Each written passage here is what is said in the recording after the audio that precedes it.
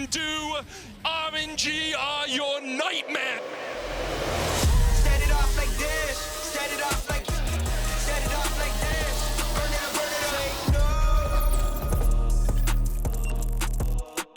up. Welcome back to MSI 2022 in Busan, South Korea. PSG and G2 will be arriving at the Busan Exhibition and Convention Center shortly as they're getting ready for that epic rematch after PSG ended the Europeans' 24-game win streak with a bang yesterday. Will they be able to do it again, or will Broken Blade actually pick a champion that will help a little bit more than that Riven did yesterday? We'll find out as we have 6 games ahead of us.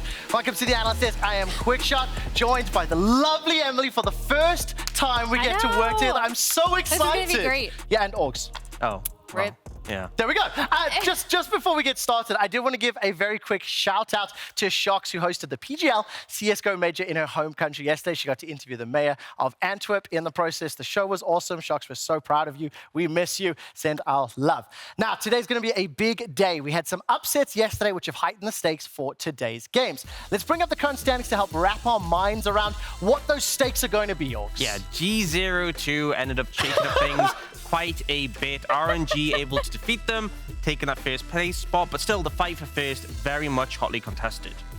I can see you two going at it for the rest of the day. It's going to be happening. I can already get the vibes. We've been from trading this. blows. Luckily, I managed to pick up the G2 win over RNG first, which was really helpful in our relationship on the Analyst Desk, at least for me personally. But I think, Emily, when I look at the standings as well, I think not only the fight for first is going to get very interesting, but also the fight for fourth as well. Yeah, and EG has a really tough day ahead of them, so I'm sweating a little bit, I guess, as the LCS representative. But yeah, like right now we're looking at, I still think we are looking at the 3 top teams fighting for that top spot, and then everyone else trying to shuffle around that 4th place spot. And of course, the fact that PSG picked up that surprise win makes life a little bit more difficult for EG, right? Yeah, it's unlucky. I had a little bit of a feeling, and when we were preparing for today's show, it felt a little bit to me like recent games have been a little bit more competitive, maybe a little bit slower paced. And we wondered whether or not the stats back them up, and very luckily for me, they actually do. So what we wanted to look at was a comparison between the group stage games as well as the Rumble games, and starting to take a look at things like average game time, combined kills per minute. Emily, I'm going to come to you first, because when we were talking about this, you were very strong. You're like, do the stats actually match? And luckily they do. Yeah, I was really curious about this to see if the stats would back us up, but they definitely do. And I think part of this is just that we don't have as massive of a discrepancy in skill between teams in this stage. So obviously, average game times are going up.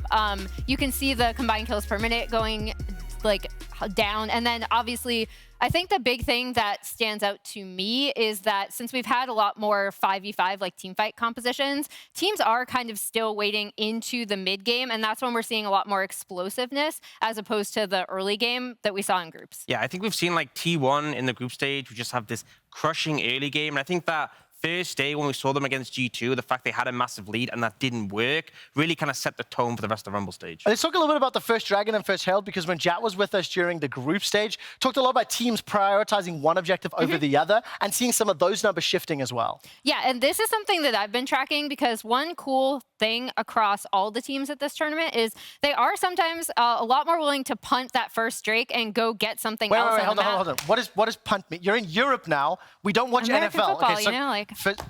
So give it up, right? Skip it. Is that what we're I just did trying? that in heels. That was very impressive. Okay. Very impressive. Anyway, yeah. So they're perfectly willing to give up that objective, right, for other stuff, either turret plates, getting gold on their carries.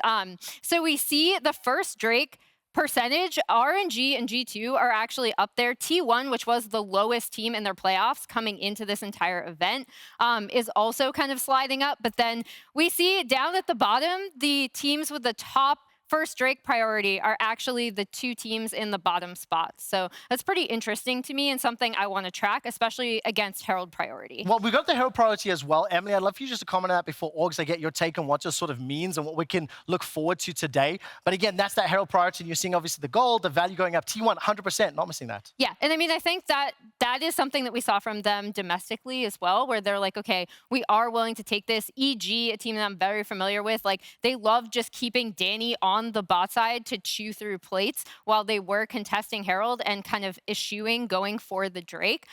So that is something that's really interesting. Also, some of these teams that might be struggling a bit, again, at the bottom of the table, they're not able to contest those early Heralds from the positions that they're in. Yeah, I think really T1 solidified swapping up towards that Herald, contesting the fight, using that to really snowball the game effectively. And against the likes of Saigon Buffalo and PSG, that has been rough. They haven't been able to make it back in a lot of games. But interestingly enough, G2 haven't really prioritized the first Herald as much because we've seen them, as we talked about before, go for these compositions that lean more into those later team fights. And then when it comes to like the Dragon fights later on, that's really where they've been flourishing. I also think fair to say that G2's early game hasn't quite matched up to that of RNG and T1s. I mean, they were behind T1, you know, they had to come back.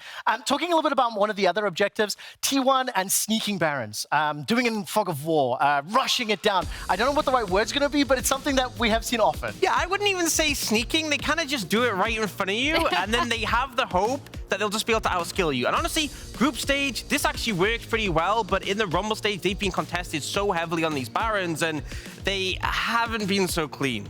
Yeah, I mean, I think still from T1, we're seeing them kind of struggle to adjust to the meta at this tournament, despite still being obviously one of the best teams, right? So my thing in tracking them is obviously, yes, these Baron takes, but also how their compositions change and how they slowly start to move away from what we saw from them early in domestically, which is like, we're going to smash lane, Caitlyn Lux, we're going to rotate that around the map, we're going to get all the first turrets, we're going to get first Herald. And seeing that shift, I think they are going to start to adapt going forward. Talking about meta, talking about team comps, you're going to hear that a whole lot from us today.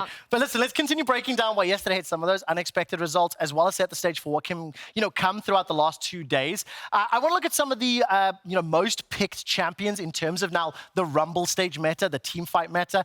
Teamfight comps seem to be taking over. I mean, take a look at this. Ahri, Lucian, Kalista, Wukong, all still sitting at 100% pick and ban. That Lucian, by the way, 18 games played in Rumble, 18 bans for that champion. No one's letting it through. Yeah, I mean, it's just so powerful. Obviously, you get that strength in the laner phase, but even especially with paired with the Nami, that first item spike really substantial. But on top of that, something I want to highlight is the junglers, right? We saw domestically things like the Volibear for EU as the Jarvan. These ones had the very strong ganking power, but really the Wukong, Viego, who are so relevant in skirmishes and team fights, have been dominating so far. And we saw Wukong get through a little bit more yesterday, right? And then we also saw Ahri, who was like incredibly hotly contested. I feel like she's been getting through as well, as teams have been more willing to pick things like the LeBlanc, like the Zoe into her, or go for something like Lissandra or Galio, like we saw from PSG yesterday. Is Viego a trap card? I think Viego's currently like 2 wins, 6 losses, 2 wins, 8 losses, something like that.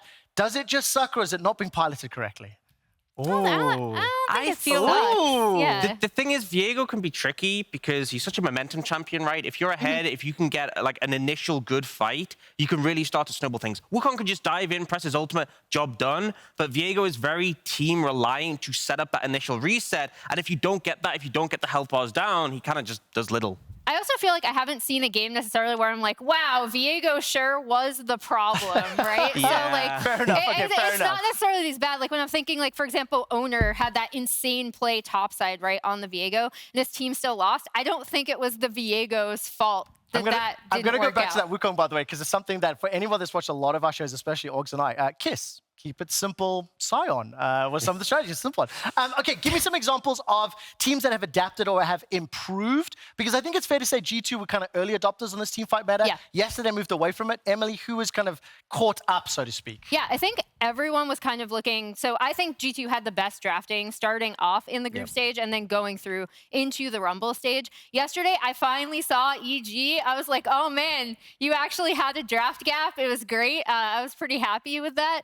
I do think, though, you are seeing teams like EG, like RNG, look for more of these 5v5 compositions because, I mean, part of it might just also be the ping, right? But then it's also going towards more of a, we're going to have 5v5 around objectives. We've seen a lot of games decided by like one explosive fight that then sets the momentum in one team's favor. And I think, G2, again, we're the early adopters of that. And now we're seeing a lot of other teams follow suit. I think in specifically talking about G2, if Jankos and Caps don't really get, had a large influence and then start to take over the game, we've seen that that's how they seem to struggle a little bit. And teams are also, even when Caps is kind of winning his lane, the composition can allow you to deal with G2 and fight them later. Yeah, ultimately, like we saw that two losses, PSG managed to pick like a neutralizing pick with the Lissandra into the LeBlanc. For RNG, Wei just set up a camp mid lane, and even though Xiaohu struggled on lane, Caps couldn't have the impact. I think the critical thing for RNG in their adaptation is putting Gala on picks that will outscale the enemy AD carry. That day one when G2 dominated,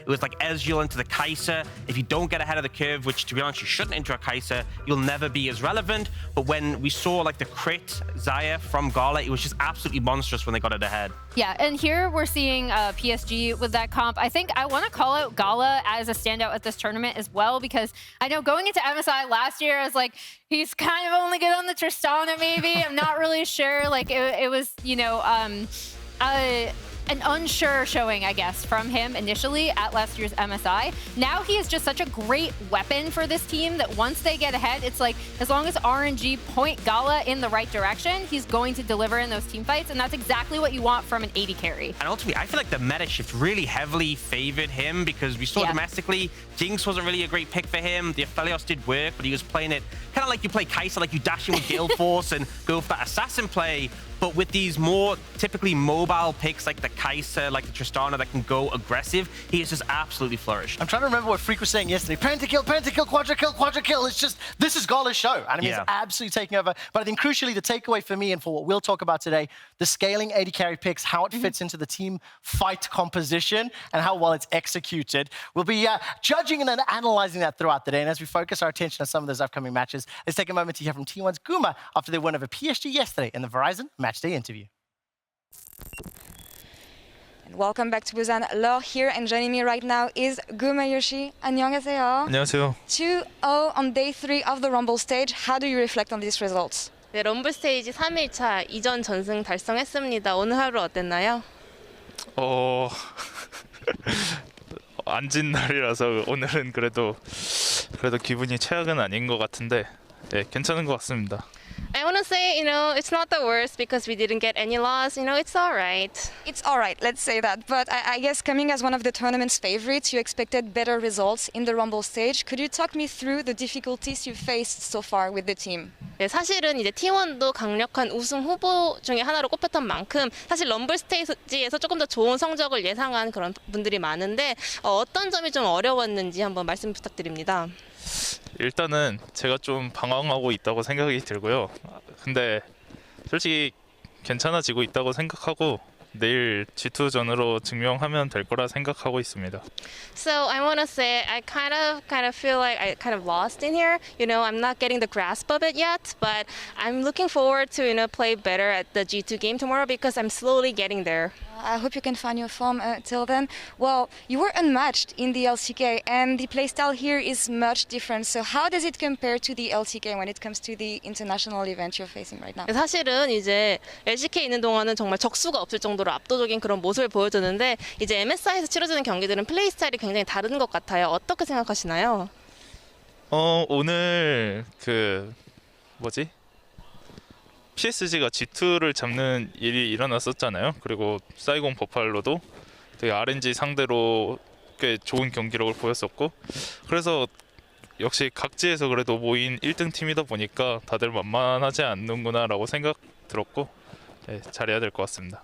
So we just could find out that PSG defeated G2 and also Saigon Buffalo was doing a fantastic job against RNG as well. So MSI is all about the match between the champions around the region. So none of the opponents are easy. I have to really always focus on. I see, yeah, and every match is unique. But focusing more on you, this is your second international event.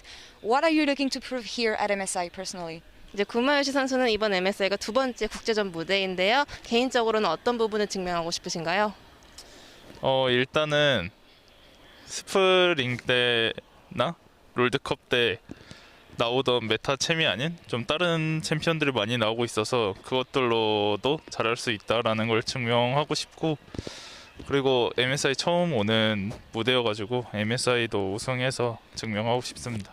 So I want to say that the meta champions in the spring split and also at Worlds is so different from the meta champions right now at MSI. So I want to prove that I can do well on that picks as well. And also for me, this is my first MSI, so I also want to win MSI trophy too. It's all about learnings and adapting also. Well, Guma Yoshi, 감사합니다. 감사합니다. 화이팅 하세요. Jisun, 감사합니다. thank you so much for the translation. And Berlin, back to you. Thank you so much, Law. What a fantastic interview. And I think one of the key takeaways for me is listening to the T1 players, both on broadcast interviews as well as journalist interviews. I think like Carrier spoke to Inven and was talking a lot about the struggles. I think T1, in my opinion and my experience, a little bit more open and maybe a little bit more acknowledging of some of the things they have to adapt and change to here at MSI. Well, I mean, you have to remember that this is still like a very young team, even with like Gumayushi saying there that like going from Worlds through the split to now, it's still a very different meta. He still wants to be able to prove that he is flexible. This team had a lot fewer expectations on them, I think, at the past World Championship because everyone was expecting Tamwon to be Korea's team, right? And then T1 were just a pleasant surprise with all of their young players working together with their veterans and almost making it to finals, right? An argument could be made that this event it is an unpleasant surprise as T1's expectations pre-tournament. More pressure on them. Give me a minute with this one because let's take a look at today's featured matchup presented by Mercedes-Benz. It's G2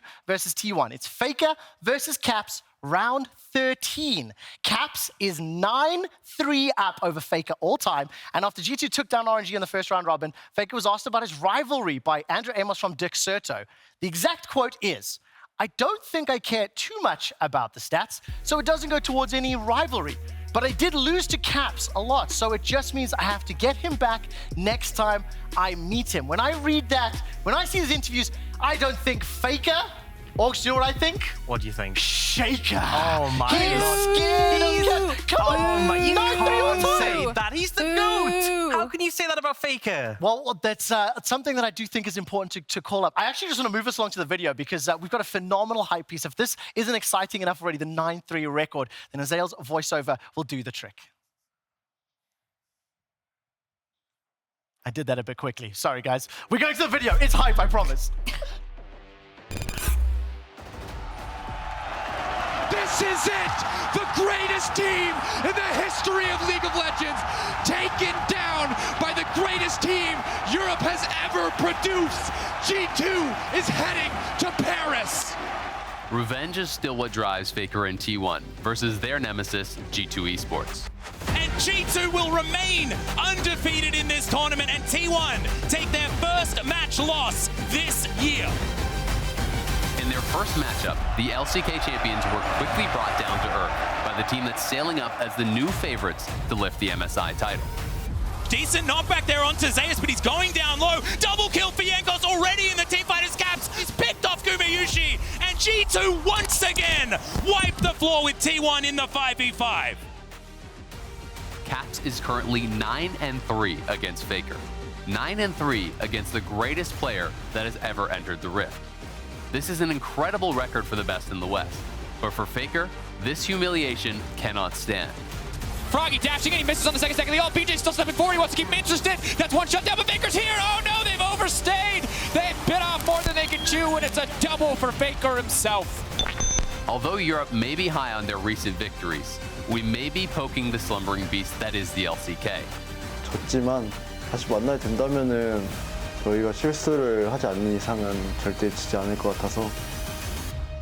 In this featured matchup presented by Mercedes-Benz, we'll see the best player in the world today against the greatest player of all time. This is a matchup you won't want to miss. I love that video. It is so well made.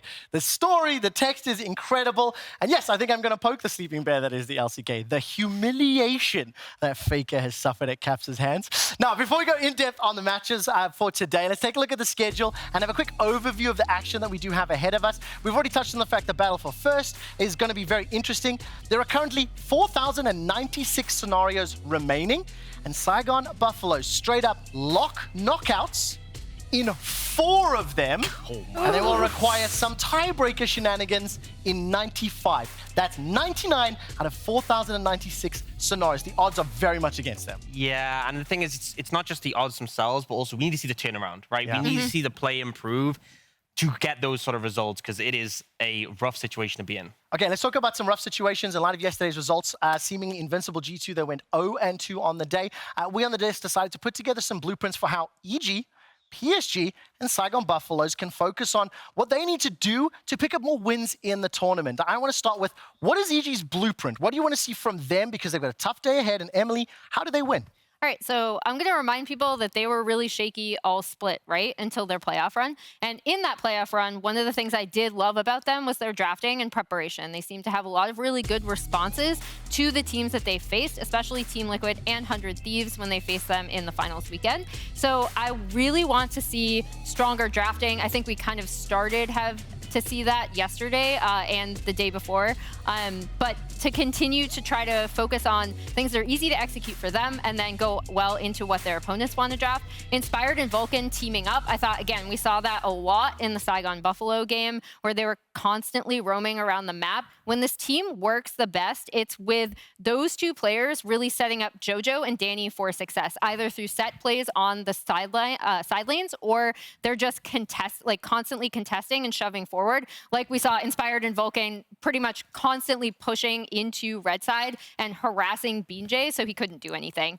And I feel like it's really important for Vulcan in particular because I feel like at times he's been a bit of a liability where he'll go warding alone, enemy team will look to pick him. And then the problem is EG won't just let him die. They'll all just try and dive in and save him. They gotta let it go. Yeah. You know, like they gotta leverage it elsewhere. Just let him go. How easy or how difficult will this be knowing that EG faced T1 and RNG today? So we've got the blueprint, but you've got two of the three most difficult teams to face off against. I mean, yeah, it's remarkably difficult, right? Which is where I still think like their mid-game macro is a little bit behind these other teams still. And so then where I'm looking at is, okay, take a look at what PSG did yesterday. They had a really strong draft into what G2 wanted to do, and it was easy to execute, right? So if they have a draft like that, I think EG's chances of winning increase exponentially.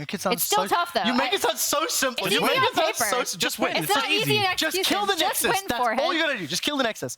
Okay, Augs, I'm gonna give you a really tough challenge now.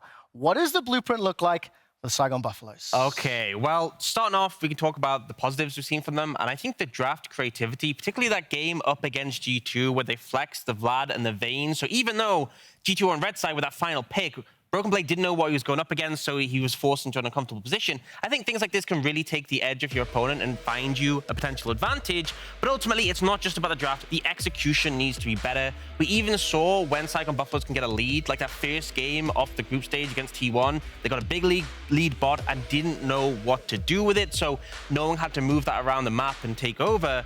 But ultimately, I think my big sore point for this team has been mid lane. And to be fair, Froggy hasn't had the best tournament, but I feel like he's been left out to dry a lot. We saw RNG send 3 men mid pre-level 6 to dive him. And there's been so many games where he's come out of it like 0-7 because the enemy team is just targeting him again and again. And you need to do something to defend him. Yeah, I'd like to see something out of Saigon from like what I saw from RNG, right? Where Wei was constantly covering Xiaohu's lane when he was having so much trouble in the lane against Caps. I'd like to see them kind of try to keep Froggy afloat so he isn't such a liability when they do come to those mid-game team fights, right? Because that's where like we kind of saw their scrappiness and they're willing to fight as a plus, and I still think it is, but you need to get your team there so that they still have items and they can work around it. It's so really hard. Because not only, like Augs mentioned, other teams are not punishing Froggy, but I've seen a lot of discussion and criticism levied at Froggy's own play, decision-making, itemization. His champion pool as well is kind of, my Lord. a little bit against the grain. Yeah, that game where he was playing Veigar, it was like the last item, Shadow Flame instead of Rabadons. That was Right, let's move painful. on. Let's take a look. What's the huge victory for the PCS representatives yesterday? I want to take a moment to revisit that game and break down exactly how PSG came out on top. It was the first defeat that G2 had suffered in 24 games. We're going to bring up some highlights for a moment, and when we do, Emily, let's talk a little bit about the composition that was put together, and then maybe the execution as well. It's team fight comp. You just have to know. So basically, this composition is like we get unified into team fights and he can pop off, right? Like you have the Rel to set up as your primary engage, you have Ornn, you have Lissandra hopefully tracking the LeBlanc, right? This is a pick that we see a lot going into LeBlanc for that reason in team fights. And if team fights end up like this, we're going to say the word team fight a lot. PSG come out ahead because this ends up being so split Bay can get that target selection in there, and this is when they really started to snowball the game. So I think Bay on the Lissandra was also a massive part of this, because you want to put him on something where he's comfortable, he can still contribute. I think he, similarly to how we were talking about Froggy, has been kind of a sore spot for PSG and something that's been targeted by other teams, both in draft when we saw them taking away the Vex, which was really good for him in groups, to just targeting him in lane and making sure he was far behind. So getting Bay on something where he can contribute, like the Lissandra, like the Galio, even though they lost that game, I like that as well.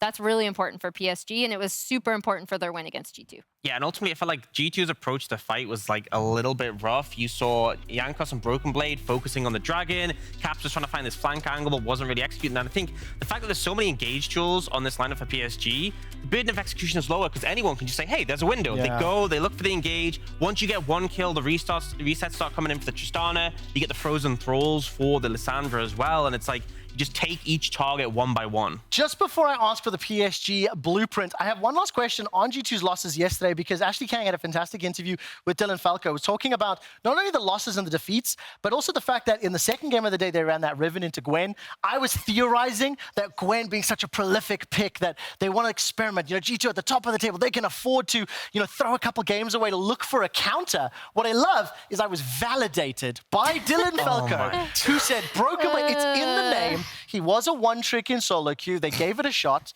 Look, it didn't work, but I mean, what do you make of that? This will be something they brought out in a scrim, and it'll go super fed, and they'll be like, oh my god, this works so well, we can do this. But honestly, I feel like the lack of flash is something that Azael hit on, made it really hard to team fight. And ultimately, you know, you say they had the 4-0, so they were able to be like, you know, take things a little bit less seriously. I don't think that's the case.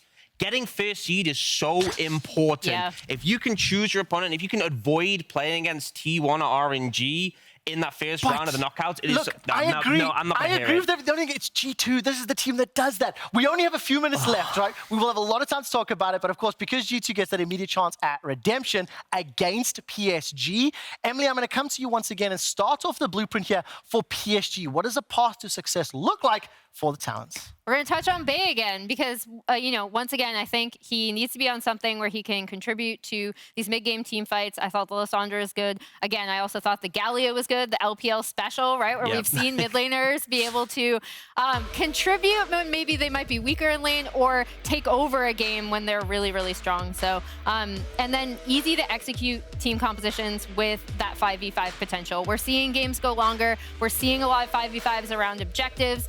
That's how they kind of were able to counter G2 in their unexpected win. So I think that they already have a good blueprint to It helps if you've beaten them already. Yeah, exactly, right? They're like, okay, we've done this once.